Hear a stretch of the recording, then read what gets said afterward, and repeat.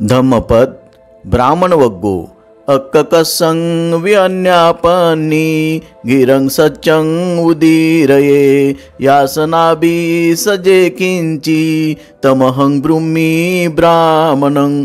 जो अकर्कश कुणालाही खुपत नाही अशी आदरयुक्त सत्यवाणी बोलतो त्याला मी ब्राह्मण म्हणतो। अर्थकथा, एक अरहंतांची अशी सवय होती की दुसऱ्यांना तो ज्या शब्दाने संबोधित असे तो शब्द जातीबाहेर टाकलेल्यांच्या संदर्भात वापरला जात असे। आपल्याला तसे संबोधण्याविषयी भिक्षूंनी आक्षेप घेतला आणि त्यांनी बुद्धाजवळ ती गोष्ट काढली।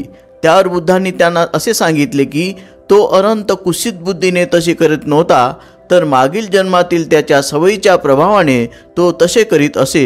हे स्पष्टीकरण देत असताना बुद्धांनी वरील गाथा उच्चारली।